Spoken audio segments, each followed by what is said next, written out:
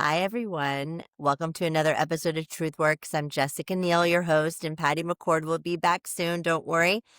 But I have a very exciting guest here today. I'm excited for all of you to meet him. I've been watching a lot of his videos, and I think we're going to learn a lot today. But today's guest, he understands the psychological game of building a company, and it's in a way that I think a very few founders understand. And we're going to talk about the companies he founded, but he's created so much success and basically bootstrapped it on your own. And if I heard the story right, you like were living with your girlfriend or something and took like the only $1,000 you had and like invested it in a company. But this is my guest today, and I'm going to make him say his name. I think Guillaume. Am I saying that Guillaume. correctly? Yeah, that's perfect. Yes. Yeah. You Okay. can call me G. G. Okay. Yeah. Guillaume Moubeche. Is that right? Perfect. I Yeah. feel like I need a French accent to say your You name, took and I French don't. lesson, I can tell. I did for like 6 weeks, but then I switched to Spanish. Ah, close But enough. it was but I know neither very well at all. But anyways, welcome to the show. How are Thanks a you? lot for having me. I'm very good. Yes. Yeah. Yeah.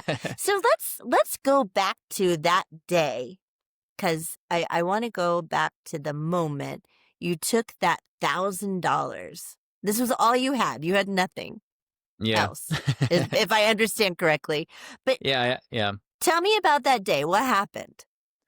So essentially, like, the first business I started was something that didn't work out at all. Then I tried something new, which was an agency. So I was helping companies with their sales prospecting. And out of the agency, I could feel that there were like a lot of pain points that weren't solved and that could use software. So since I'm an engineer, I always loved software, and I was like, okay, maybe it's time for me to move from the agency world and start doing software. So I basically like sold the shares of the agency, tried to build like a software with a remote team out of Russia that didn't work at all. And eventually I had only like $1,000 left, and I was like, okay, like I need to do something. I don't want to go work for a company. Like I want to build and create my own things. So I just decided to invest the rest of the money. But as when you're a young startup, you also have like a lot of help for companies like AWS, Amazon, or whatever, that gives you Yeah. like free credits for hostings, or you can always reach out. I remember reaching out to Notion and tell them that, okay, I'm a young startup. I'm happy to post about your company on whatever social network you want. I can create customer testimonial, but please give me the product for free. So I was really hustling in the in the early days to get as much free stuff as I could while starting to build a Lemlist sales automation platform. Yeah. And so that was sort of the first successful company was Lemlist, right? Yeah, exactly. In Yeah. 2018. Yeah. Yeah. And okay, are you still with said girlfriend who was supporting No. you? No, terrible. Yeah, I wish I could have said a nice story, but no, unfortunately, it ended Well, well, prior to my probably, success. well, probably because you were too busy trying to build a business. I was very busy indeed. Yes, especially because like being fully transparent, like I was actually in France, and when I started, I didn't have any money. So because we were building like a sales automation platform, I would use our own tool to send, like cold emails or sales prospecting messages on LinkedIn. And I started, like doing sales prospecting in Europe and in France, obviously, because I'm French. But I don't know, like French are really like cheap bastards. So every time, I would try to close a deal, they would ask for like 2 more weeks of free trial, etc., etc. And Right. eventually I was like, okay, like with the agency, I used to have like customers in the US also. So I was like, maybe I'm just going to try do sales prospecting in the US and see how it goes. And very quickly it took off in the US, and it became our like primary market with more than 80% of our customers based in the US.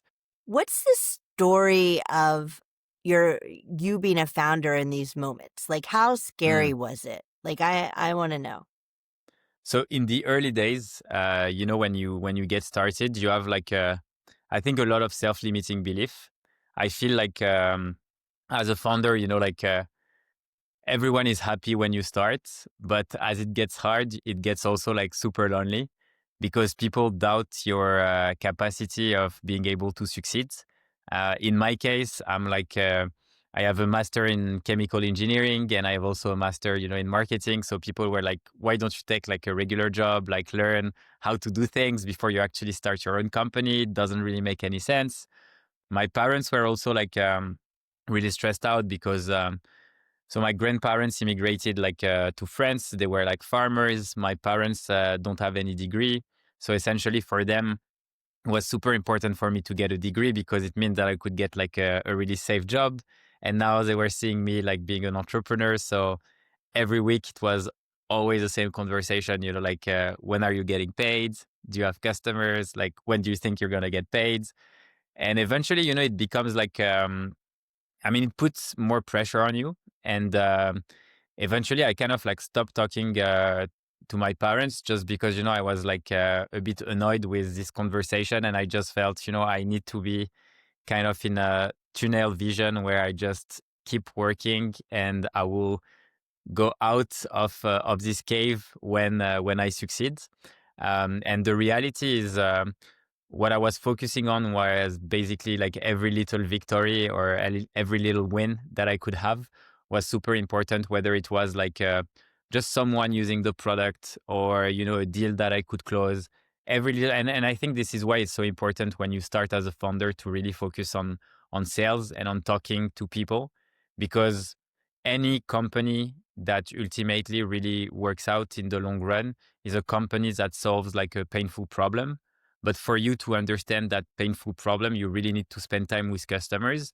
And what I see is that often people, especially when you like software and products, you end up kind of like staying in your bubble where you feel that the product is never ready. So you keep postponing the time where you face your customers or prospects. And I just feel like it was something where even though I would get like so many doors slammed on my face, eventually I just felt like, okay, I have no other option, like I've told too many people that this was a project where I would succeed, that now I had essentially like no other option. Yeah, and I mean, I get that, and it's it really is hard to explain to your parents like this dynamic and how it works. So I get that you sort of went into your tunnel. Hopefully, you're talking to them now. Yeah, Um, I helped them. I helped them retire, which is nice. So it's Oh, like that's so nice. They yeah, must be so proud of you. Um, but let's talk about the loneliness for a minute because I think that it's something that because I work with a lot of founders. So I was at Netflix for a long time working with a founder, CEO, for a long time. And now I'm in VC and I'm working with founders every day. And there is enormous pressure and there's not really a lot of people that understand all the things that you're going through. They just like your parents, they can't relate.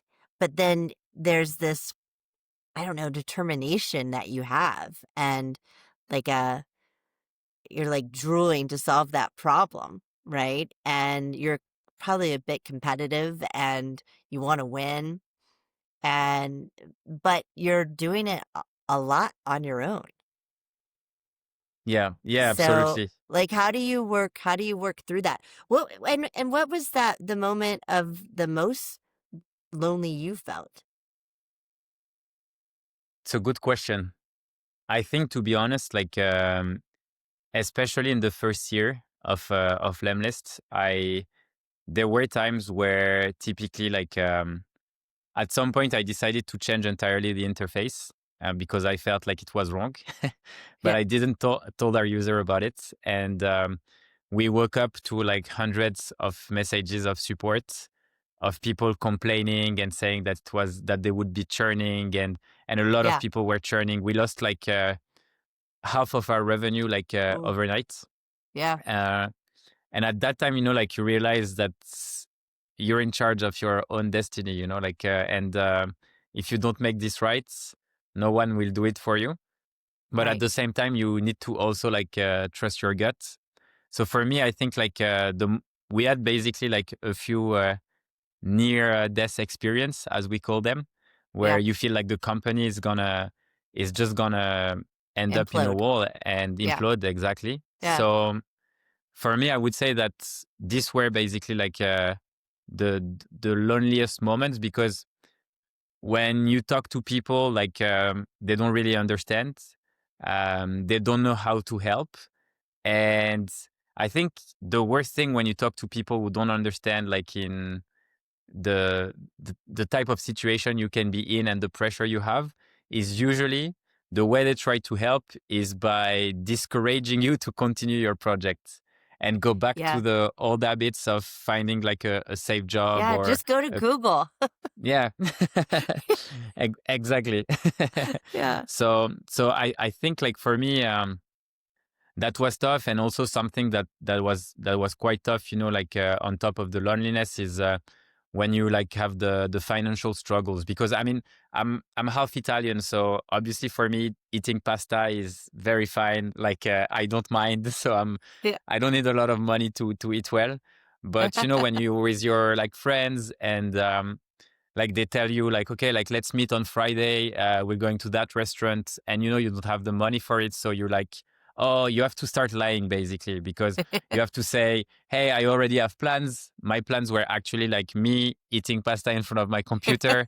So Working. so working, exactly. And then you try to meet them a bit later, and you just have like enough money for maybe one drink, and that's gonna be like your social event for the week. So I think I think the loneliness is something that really builds up. And what I found like super helpful in the early days was trying to connect a lot with early stage founders. I don't think it's super relevant to go talk to people who are like 5 steps ahead of you, Right. because often like they forgot what it's like, and we all have like the survivor bias. So when something like works out eventually, when even now, when I think about this, I'm like, good old days. But I can remember, if I look at my journal or whatever, that it wasn't good old days back then, like Yeah. it's It super easy was to look it at was it. scary. Yeah, it was super scary. And I think, like this is something I've learned a lot with sales prospecting. It's there are so many times as a founder when your confidence is actually everything, and doing sales prospecting is something like that can really kill your confidence, and you tend to also like discourage yourself and forbid yourself to take on some action. So typically, you might think that, I don't know, like let's say you see a post from the VP sales at Netflix saying that they need to rebuild their sales org or their sales engine, and you have a product for that. So you might think this is the right moment for me to send them a message. But eventually, if you lose the confidence, what you're going to say is like, oh, I'm sure they received already like hundreds of messages. It's too late. I'm not going to do it. And these are the things that I'm always looking, like at like these little signals. And when I see that I'm doing this, like I kind of like take a distance from that little voice in my brain, and I just say, okay, like if you're afraid of doing it now, maybe this is actually the right time to just do it Do it. and really force it. So Yeah. this is No, basically like a yeah, our brains are always trying to sabotage us. exactly. They're little liars, and sometimes if you listen to them too much, you You're never will gonna miss do out. anything. You're never gonna Yeah, do it. Yeah. Um. Well, thank you for sharing that. And I think it is, if you're a founder and you're listening, I think, and this is advice that I give founders all the time, is to find someone that's doing the same thing you're doing, yeah, and like, because the the night you're waking up in the middle of the night and you don't think you can pay your people, or you do have investors who are going to be up your ass the next day asking questions, you know no one else, there's not many people that have gone through that, right, and who've had that amount of pressure, uh and so it's good to talk to somebody that gets it. And even though I've worked with lots of founders. I have not been one, right? So I don't even have that shared experience. So I'm glad you did that, and I hope that the founders on this call will reach out. I want to talk to you about okay, so you take this big risk, and you take your last $1,000 you put in this company, and you start to see some success in the US. But I think, you've since Limless have had other companies that have been successful, and you've I think bought companies as well. So what is it about like building a business that you think is critical? Like you kind of also mentioned like you have to solve a problem that's a pain problem, right? I believe in that too. But that's not always, you can't just understand the pain. You have to also do lots of other things. So Yeah. what's your advice to people that are thinking about this or considering it? I think the most important is whenever you want to launch a business, no matter like every department obviously is super important. Like hiring is key, and I'm sure you can testify about I that. can And testify to that. Yes. culture is key, and but Yeah. the very beginning, it's always about one thing, which is sales. Like if you don't generate revenue, if you don't generate money, it's basically like having no oxygen. Like you Yeah, wouldn't be you're able dead to in the breathe or water. exit. Yeah, exactly. Yeah. So Yeah. for me, the question about sales is always like, what is sales about? And the way I see sales, obviously, it's about solving like an important problem. But sales comes down to two things. One is trust, and the other thing is timing. So if you have a problem, the reason that I'm going to solve it is because you trust me that I'm the right person to solve that problem. And so trust is either equal to 0 and 1 if you want to make it Mm. as a formula. Yeah. And timing is also 0 and 1 because it's either the right timing, let's say like you're looking for a new solution, or it's not. Right. And I think everyone should really engineer their company around that formula because it's quite simple. It's just like trust and timing. And in everything you do, you should ask yourself, am I building more trust or less trust? And for me, the trust is really about three things. One is the emotional connection. So whenever you're with someone, like maybe like I don't know, like they took French lessons and eventually they connect with something, and they like you, or maybe they're like, I don't know, like I really hate his French accent and I'm never gonna buy from you, or I Who don't would like say French that? people. I don't know, Yeah. we never know, Yeah. You it's never know. emotional connection. Yeah. Then you have basically like reliability. So whenever you say something, are you actually following up on it and doing it? So I know a lot of people, they are late, like they make promises that they never follow up on. Don't be that person if you want to build trust. And the Yeah. last thing is credibility. So are you an expert about the topic that you're trying to solve? So as a founder, I think this is why it's super important to be really aligned with what you're doing. So if you work on a project just because you find it, I don't know, like interesting, but you're not really like passionate about it, I think it will eventually like come Yeah. back, It'll show. and Yeah. It'll show. Yeah. as it will show. Exactly. So for me, Yeah. these are like basically like how you should engineer a business in order to start driving sales. And once you have sales and once you're making revenue, then all the rest and all the pieces that are also essential can come together. No, I think that's really important. And I feel like on the trust side and, building trust, building credibility, building reliability, those things are in your control. The Yeah, timing is not it's not. really Yeah. in your control, right? Yeah, They either can or they can't, right? And they either have the absolutely. budget or they don't, or it's the end of the year and that's when they're going to do it, not the beginning of the year. But what's in your control is how do you stay like top of mind. So when the timing is right, the only Right. name they have in their mind is yours. Your name. Yeah. Mm. How do you do that? To do that, I feel like for me, content is definitely like the best way to stay top of mind. So to give you like a very specific example, if for example, like Our biggest competitors are in the US. They have raised like hundreds of millions. It's Sales Loft and Outreach. So if I would be on a call with a Sales Loft customer, and I understand that they're under, let's say, like a 1-year contract, so they're not going to be available until, let's say, 6 months. What I'm going to say at the end of the call is like, okay, I understand that is not the right timing, but do you mind if from time to time I share like relevant content that can help you become better at sales prospecting?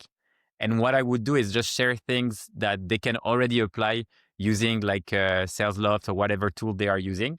And Yeah. sometimes I would add things that we are much better at than competition and that they can Well, only use with us. yeah, of And course. because, Why and wouldn't you? the reality, yeah, Yeah. I mean, so the idea is just to bring so much value that it becomes obvious for them that the solution that will really take them to the next level is yours.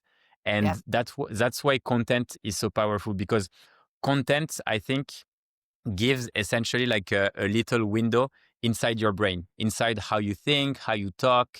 And I also feel that as a founder, creating content is really a great way to become a master on a certain topic. Because if you want to master a topic, you should teach it. And the best way to teach is to actually create content. Because, like if I tell you like, hey, Jessica, like, could you make, for example, like a presentation about whatever topics for a week from now? If you start making the presentation, you're going to learn a lot about that topic. And if you Yeah. present, eventually in a month or 2 months, you would still be able to talk about that topic. It's such a good point. And you, I think, very early on, as being a founder, started documenting Yeah. everything you were doing, right? Like, Yeah. Do you know the yeah, Marco Polo story? no. What did So tell? Well, I mean, Marco like Polo, Who Marco Polo is, yes. yeah, you know Marco Okay, Polo. but And I thought you had your own Marco Polo story. so Marco Polo, essentially, like everyone knows him because he is the one who discovered the Silk Road. So Yeah, like the unique road, basically, to go from Europe to basically Asia and trade a right, lot of things. The reality is like everyone believes it, but it's not the case. He wasn't the one who discovered that road, but he was the first one to write about it. right, And I think this is the most important part. Like even like 500 years after he ultimately not discovered that road, right. everyone still believe it. And Yeah, this is the power of documenting. If you document your own story first, it gives you like an incredible asset, because the thing that your competitors will never be able to copy is who you are and hmm, what's your story. yeah, And your story really puts you, it's a huge differentiator, and it's also like the easiest way to create like a strong brand. I think like associating your person with your company in the early days, it's the easiest way. And I have like so many very simple example, like yeah. where I live, there is like all this, let's say, equivalent to Walmart. So you go to Okay, Walmart, you know that it's a huge chain, etc., etc. But you also have like this local store where you actually know the owner. The guy might go, not even to Walmart to buy the things and make a markup on the things he buys at Walmart, but you know him. You know yeah, that you're gonna pay more, but at least like you have this special connection, yeah, and therefore you still go to that local shop. And I think people underestimate the value of human connection, especially with software and especially in the early days. And your goal in yeah. the early days, it's the only goal is to get enough people, enough of the right people to give you feedback on what you're doing so you can build something meaningful. And for that, sharing your story and documenting the ups and downs, in my opinion, is the easiest way to do it at scale. Yeah, so it seemed to me, just in researching you and your story, that it came pretty natural to you, this like social sharing, documenting. But for a lot of people, it's pretty scary, right? Like It, it, how I mean, it like was even for extremely me, scary. like was it scary? Okay, because like Yeah. I have the podcast and like whatever, it's out there, and I've been an executive and had to be on stage. But like that's I don't know, it's different than like me, I don't know, seeing them feeling like me getting a bad customer call or like, a call, from an employee where they're gonna quit or, Yeah, whatever yeah, it is. yeah. So, it was scary for you, was it? It was scary, and to be honest, like it doesn't get better over time because It the doesn't. the no the thing is like I think you learn how to be better at facing your fears. But the Okay. reality is, when I started, I was in a startup incubator where I wasn't paying the rent. Like, so I had found like a way to really kind of like negotiate in some sort and get like free desk. But because I was in the place was actually nice, and I just had bought like a $15, I don't know, stand, like phone stand on Amazon Yeah. just to hold my phone, Yeah. and I would record the video in that place, and I would record the video in English. So I had like a super, super strong French accent. Everyone was basically saying like, why is he doing like videos in English? Everyone would Yeah. mock me. They would say like, we don't understand with your like shitty French accent. Like, and the first comments I had, they were like really, really terrible on videos. And it was the same on my LinkedIn post. Like no one would like it was really, really like, you talked about loneliness. Like Yeah. those were really, really lonely moments. And the reality is like, at some point, people start looking at the story. They start caring a little bit more. They want to follow your journey. They enjoy reading your articles, etc. But eventually, you come to a stage where everything worked out so well, and the story is so like, like to the right and up, Yeah. that eventually, if you start plateauing, which is something that happened to us like a few years back, like a couple of years, and we took about 18 months to break from that plateau. Documenting that time is extremely hard because you're at like a much larger scale. You don't want to scare your customer. You don't want to Yeah. scare like a potential investor, potential buyers. But so it's really hard to navigate it. And talking about your mistakes publicly when you have a much larger audience, it's also really hard because if you start, documenting as a first time founder, even though it Yeah. was hard, I could see people, they were like really, it's fine, you're young, you're just Yeah. learning, You're etc. just And learning. Hang in yeah, there. Yeah. yeah.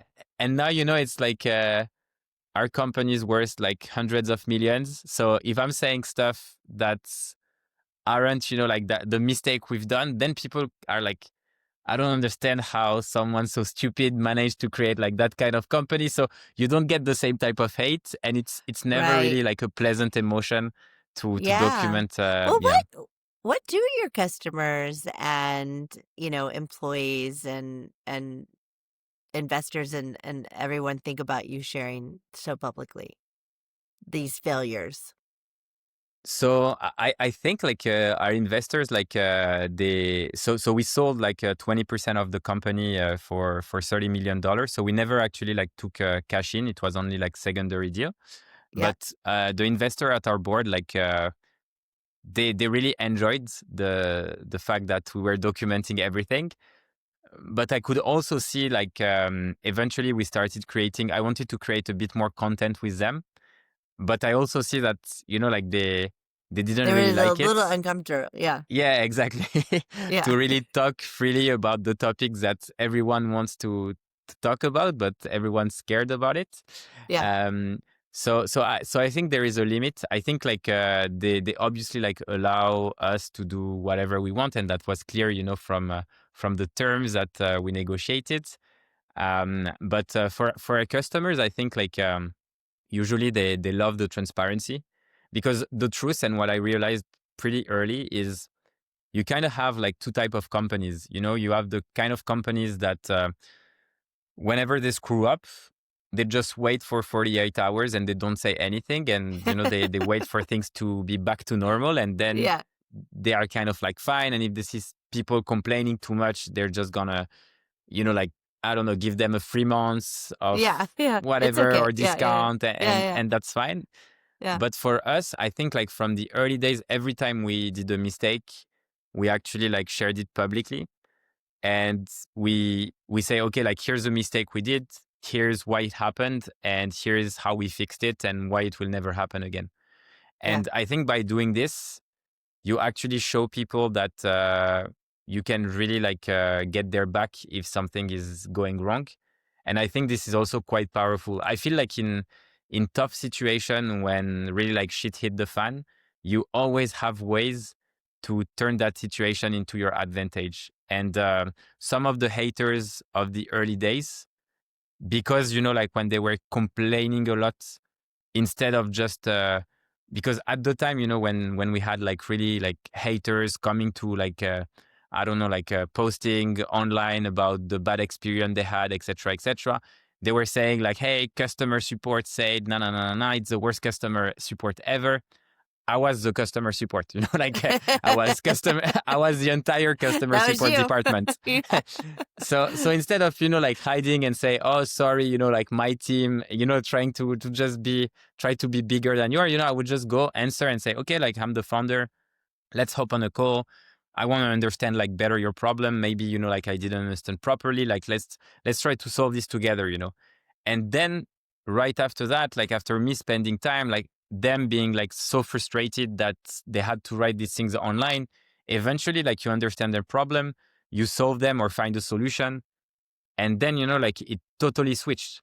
Yeah. Like the same message that they wrote, they delete it, and then they write like, hey, I had an issue, but I talked to the founder. It was solved He's within 30 amazing. minutes. Yeah. And He needs but to this is fire that customer support person.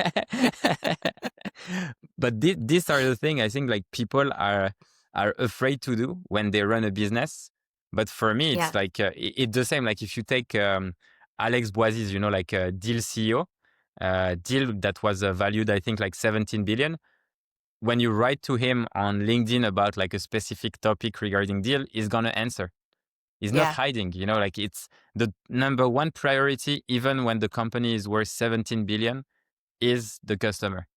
Yeah. And I still see so many people like missing on that opportunity, and it's crazy because those little things, they really have like a huge ripple effect. Because for someone to have like the CEO jumping on call or the founder talking to you, it's like a story that they will tell to many more Totally. people, and Yeah. eventually it would create like this strong brand effect. Yeah. No, it's so true. And um I think consumers, whether it's, you're selling SaaS software or a Netflix subscription, they know that mistakes happen. Like everybody gets it. Definitely. But I think what's frustrating is to to anyone you've sold to is how you handle those things. And, if you try to hide it and don't admit it, or you're making it seem like they're more the problem than Yeah. you, This is the that worst. yeah, then Yeah. then then that's creates just so much resentment versus like really caring and trying to understand the problem. And we've all been on the phone with organizations that have great customer support and really like treat the customer with the ultimate amount of respect and care and understanding. And those folks walk out of those conversations like loyal Definitely. versus the conversations you have where it's like, oh, I don't think, that's not our problem. It's like it's your problem, it's not our problem. And you have gotten nothing fixed, Yeah. What was one company you had like a great customer experience like with? Well, I'll tell you, this summer, I had a board meeting in Copenhagen, and I brought my son, who's now 6, he was 5 at the time, and my husband along, and we kind of like made like a Europe trip. So we went to Venice, and then we went to Austria, and then Nice. we went to yeah, and then we went to Copenhagen for the meeting, and then we had a stop just like a couple hours in Amsterdam, and I wanted to extend it because we had some friends in Amsterdam. And long story short, I called Delta. I'm going to call you out, Delta. And I don't know. We had bought these tickets, and to change the ticket to stay like 2 nights in Amsterdam was going to cost I don't know, it was like 9,000 per person, and I was like, "That's insane." I was like, That's "That's so insane. terrible." Yeah. Right? And then, the lady was just like, "Well, that's what it is." And I was like, "That can't be what it is." Right? So Yeah, then that's crazy. I called back and I got a different agent who was like, "Ooh, let's try this and like let's see if we can, go from this airport or this airport." And basically what it came down to was she was like, "Okay, l- just cancel your tickets and then we'll take the credit and buy new tickets." And Nice. the new tickets were like maybe $100 more than the old tickets per person. And it Nice. was like, Okay. but I mean, like she like helped me, you Yeah, know? exactly. Yeah, she And understood the problem. Yeah. yeah. And so again, the other lady didn't give a shit. And, this lady was like, "Oh, let me help you."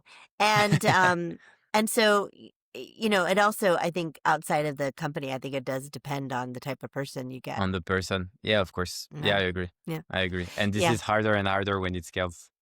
Yeah, totally. Well, let's Mm. talk about that for a second because oh gosh, we're running out of time. Duh.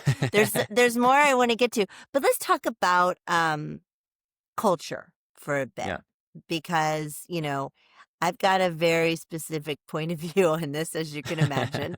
And I work with a lot of founders who are trying to build a strong culture and one that scales. But what's your advice on this? And how crucial do you think it is? I think culture is everything. And I think culture is very linked to who you let go and Mm, who you decide to work with. And I feel like most people don't realize the impact that one or two people who are not a fit at the time, like you're running your yeah. company can actually like create, because the Did you reality. do And that? Did you hold on to a couple bad people? yeah, of course. Yeah, yeah, Yeah. yeah. Yeah. So so I think, like as a founder, it's also like an emotional journey. And sometimes, you have people who are like supporting you in the company. And for me at the beginning, and I think it's part of like my value as a human being, like loyalty is extremely important. But the reality is, sometimes when you are extremely loyal, you are not like courageous enough to take like a tough decision, Mhm. because you believe that your your loyalty is awarded to the people you hired, but actually it's more to the whole team, Yeah. that you should owe your loyalty, and to the company itself. Yep. And this is something that took me quite a while to understand, because I always felt like, like we could make things better by providing training, helping some people do certain things, being a bit more patient. But in the long run, it really doesn't work. And I Nope. think like a skill that any founder should learn is to have like a hard conversation, but extremely quickly. And I think like something that often we fail to do, it's like the sunk cost fallacy. So we spend a lot of time, like in interviews. Let's say we have like 5 or 6 people going to the final stage, and then we hire like the best, or at least the people that we feel is the best person. Yeah. But if after a few weeks we realize that person is not that great, because we have spent so much time trying to hire for that role and for so long, we're just gonna feel like we can add one more month, and that Yeah. one more month becomes like 6 months more, and it just doesn't work, because No. it compounds. I think like in the same way that A player can compound and create something amazing, I feel like B or C players can compound negatively, Yeah. and basically like kill your culture down the line. So yeah. Absolutely. It's so true. And I coach founders on this all the time. But and there's 2 points I want to make on this is that you're right. Like a great person, and we can talk about what makes a great person if we have time, but a great person can compound things in a positive direction. a B person, it's not even, and they're not, it's not that they're not a great person. They're just good. They're not Yeah. great. They compound it in a negative way. Yeah. And then if you go to the direction of like some people are kind of more like brilliant jerks and things like that. I mean, i- and when you have that in the organization, it it really bleeds everywhere. And you lose time, you lose productivity, and when the stakes are so high, you don't really have a lot of time and productivity to lose, right? Like, Yeah. because if you're not there, somebody else is going to be there before you. Yeah. And Yeah. yeah, We yeah, we had some crazy stories, like like from people like stealing from the company, and oh yeah, yeah, it's quite crazy. Like I've like in this almost like 8 years of building like a software company and yeah. hiring like hundreds of people. I've seen some crazy things. Well, I've hired thousands and thousands, so I've seen even crazier so, people. so I your was sample just, size I is much larger. was just talking to, because I do think like, I think as like a founder or a leader in general, you do have to experience what like average is so that you learn what it is, right? Because I can tell you all day, like, this person's not great. Like, Yeah. but you want to hire them, you got to touch the stove. I told you it's hot. Yeah. Touch it anyways. But that's how you'll learn, right, over time. But and there's not many people that I lay down on the trucks for, but I had a group of engineers one time that wanted to hire this guy. And he literally looked like he rolled out of a ditch. He smelled like alcohol. I'm pretty sure he was drunk. Like, and they were like, but he codes so well. Like, he's a really Mm. good coder. And I was like, guys, like, we cannot hire him. Yeah, that Like, we doesn't can't. work. And no, and most people aren't that extreme, and most people don't steal for the company. But I think the really hard thing for leaders is, and the biggest drag on the company is that whole group in the middle. Because you know who the terrible folks are. You Yeah. know who the great folks are because they shine differently, right? But Yeah. it's all the people in the middle. And that's the biggest drag on the company. Yeah, I agree. And I also feel like if you hire like very, very talented people, they're not gonna enjoy working with average people or No, even like good people. no, Like if someone is good and can become great, I think like great people usually like are fine with it. yeah, But if someone is great and they're working with average people, it just doesn't work. Like they get bored and they want to change, or they isolate themselves and then they can turn into like like the genius like kind of jerk. Yeah, yeah, yeah, jerks. yeah, yeah. Exactly. Well, Yeah, yeah, yeah, yeah. but I mean, like, nobody, like, okay, when people aren't good, the great people have to pick up their slack. And Yeah, that causes resentment. Like, nobody wants that. And if you want to give a gift to your employees, surround them with people that challenge them, that inspire them, that they want to work with, and be a boss that they want to work for. I don't know. I agree. I could go on for days. The other thing I'll say about culture is that and I think you've probably found this, is that as you grow your company and you tell people, here's what it's like to work here, they, as soon as they start, they're watching and observing and waiting for the hypocrisy, right? And it's that example of like, well, you said you hired the best people, but you have this really shitty guy on your Yeah. team, founder, right? Who's horrible to everyone. So that must not be true.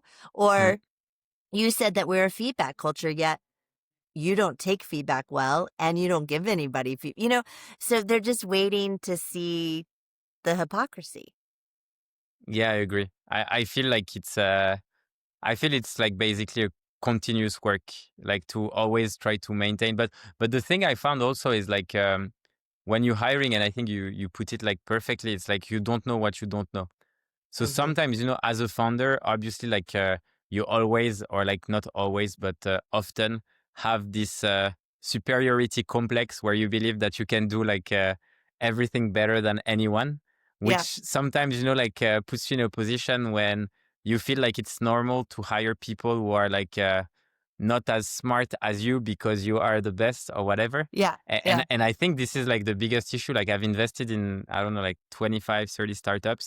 And sometimes I see it, where the founder, like they don't know that they can actually hire like much smarter people than them, and Yeah. they stay stuck, like in that way of thinking, and then they're like, yeah, but I think it's just not possible, to find Yep. someone better. And I'm like, no, it's just you haven't looked hard enough, because those people exist, they're out Yeah. there, and it's just like your role to actually attract them and try to keep them.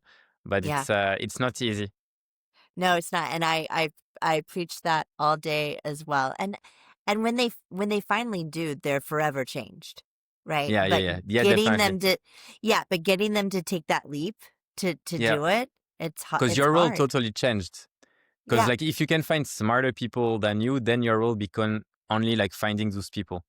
And then Yeah. you become like a true leader, because your role is just to make people shine and give them enough room, like so they can shine, and Yeah. try to And find then the and best then people to work together.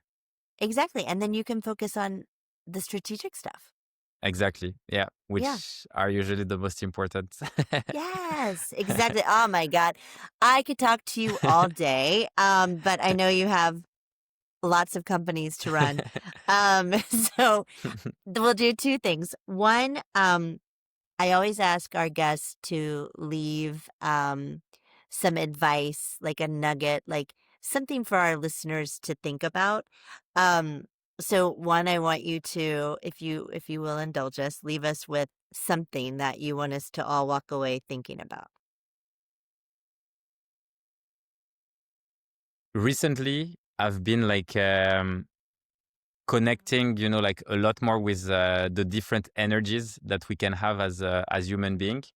Oh, And I think like there are two things maybe like that I could give our listeners. The first thing is, look at your past week and at your calendar, and you're gonna color code each meeting with three different colors. Red means that it took energy out of you. Uh, Green meant it's neutral, and blue, it gives you energy. And your goal is to have as little red as possible on your calendar. And if you have like too much red, you need to rethink how you work and who you work with. So that's like the ah, the first thing to think about.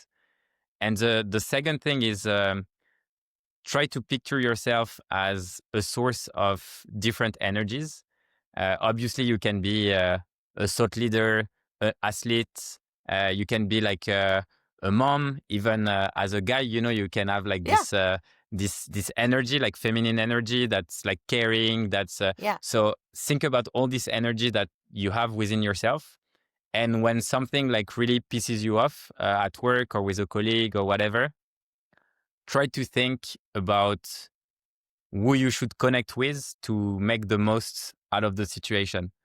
Because typically I'm a Mediterranean person, so whenever something like pissed me off, I was kind of like angry, and I little would say fiery. things that a little fiery, exactly.